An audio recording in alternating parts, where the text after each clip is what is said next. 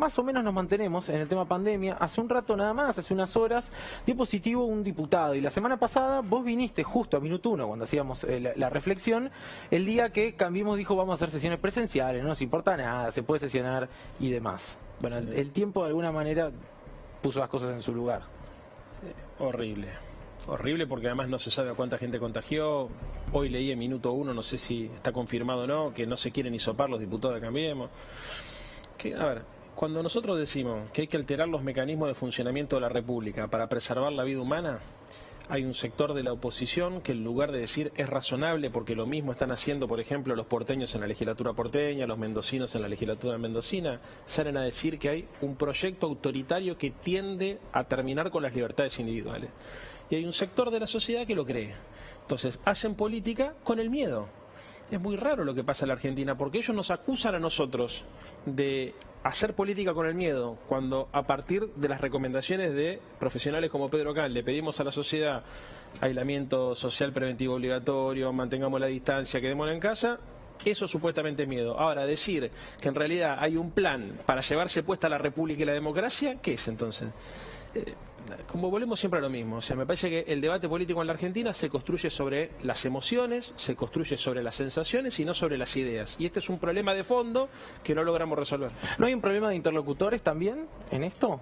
Sí, lo que pasa es que... ¿No se encuentran con quién hablar, en definitiva, para negociar las cosas? Sí, bueno, pero también quienes hablan movilizados o motivados por intereses inconfesables. O sea, no es lo mismo cuando vos tenés un interlocutor que representa un interés concreto y que tiene una visión de lo que hay que hacer con la Argentina, que cuando tenés un interlocutor que juega solamente al desgaste del que está gobernando. Eso no se puede decir en la mesa. Mira, yo quiero negociar con vos. Bueno, a ver, ¿usted qué interés representa? Mi interés que es el que a usted le vaya mal. Es difícil. Y esto se debe a que hay sectores de la oposición que en lugar de tener una mirada propositiva, colaborativa, con el contexto en el cual estamos viviendo, juegan a tirar del mantel. Y todo el tiempo los mensajes son tremendistas, catastróficos, todo el tiempo es la inoculación del odio, y eso genera consecuencias en la sociedad, que es lo que estamos viendo todos los días. Lo que vemos todos los días de la agresividad de la gente no es consecuencia de que la gente se volvió loca de la mañana a la noche, es consecuencia de que hay un sector de la política y de los medios de comunicación que inoculan ese mensaje. Bueno, sabes que en el editorial de hoy en realidad teníamos preparado mes por mes desde que comenzó la pandemia en qué andaba Juntos por el Cambio. Cuando no acusaban de asesino al gobierno por el caso tristísimo del homicidio de Fabián Gutiérrez, horrible, lo soltaron muy rápidamente ese tema, pasamos a las manifestaciones, después pasamos a que estaba en juego la República, después Vicentini y que íbamos camino a ser Venezuela. Da la impresión que se desgasta la política y que es difícil que salga algo productivo de un debate tan irracional. ¿Sí? ¿Y quién está dispuesto a dar un debate racional? Bueno, ¿Larreta está dispuesta a dar un debate racional? No sé, porque cuando uno evalúa a las personas, las evalúa por lo que piensan, por lo que hacen y por lo que dicen. Y la verdad es que no hay coincidencia entre lo que la gente piensa, dice y hace. Hay como una suerte de ruptura de un contrato elemental de interlocución, que es que supuestamente vos te sentás con una persona racional y se banca, por ejemplo, las respuestas a una posición racional. Acá lo que estamos viendo es como... a ver, todo es la lógica de Twitter llevada a la política. Claro. La chicana todo el tiempo llevada a la argumentación política. La posibilidad de ganar notoriedad a partir de provocar un escándalo sin importar si lo que está diciendo está ajustado a la realidad o no está ajustado a la realidad. El debate... No, la verdad quedó muy atrás ya en esto. Bueno, hoy Clarín sacó que la Cámpora estaba organizando las quemas de barbijo en el Obelisco y su fuente era Twitter. Bueno, o sea, hay un punto donde vos decís, yo espero que la gente se dé cuenta que esto es una locura y que hay que desmontarlo porque no le hace bien a la democracia. Mauro Fulco, buenas noches, por cierto. Buenas noches. Santoro, estamos hablando de la oposición y venimos analizando esta situación, ¿considera que Cambiemos tiene una ala dura y una ala blanda como se suele caracterizar en los medios? ¿Usted está de acuerdo con esta caracterización? A ver, creo que en términos de proyecto de país piensan más o menos parecido. O sea, no hay ala dura y no hay ala blanda. A ver, lo que pasa es que si lo caracterizás en función de los métodos, puede ser que haya un sector más radicalizado en términos de los métodos y un sector más moderado. Pero en términos de la visión de país, que es lo importante, ¿qué es lo que tienen en la cabeza? ¿Cómo se imaginan que hay que relacionarse con el sector financiero? ¿Cuáles son las relaciones internacionales más convenientes para la Argentina? ¿De qué manera se administra el excedente económico que produce el país? Esas son las definiciones que determinan si una persona está en un punto o en otro del arco ideológico, no cómo habla, si habla más fuerte o más bajo. Esto lo que tiene que... A ver, y el otro punto importante es que cuando hablamos de la oposición, nosotros pensamos en la Cámara de Diputados y en la Cámara de Senadores. Pero la oposición es un bloque de poder. Y los medios de comunicación son los que producen contenidos. De hecho, los intelectuales orgánicos de la derecha no son políticos, son periodistas y economistas, que son los que le dan letra a los políticos para que vengan a los programas de televisión a repetir los argumentos. Vos no podés dar la discusión, o sí, no sé, vos qué decís, que la política tiene que darle la discusión a los medios de comunicación. Digo, La política tiene que dar el debate de ideas. Y si un medio de comunicación expresa una idea, me parece correcto en su línea pero editorial. la oposición es Clarín, digo. No tengo ninguna duda que la oposición toma la letra que le da Clarín y La Nación.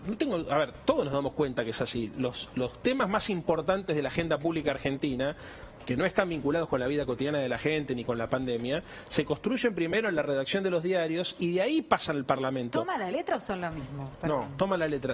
Porque inclusive sería hasta más legítimo que sean los mismos.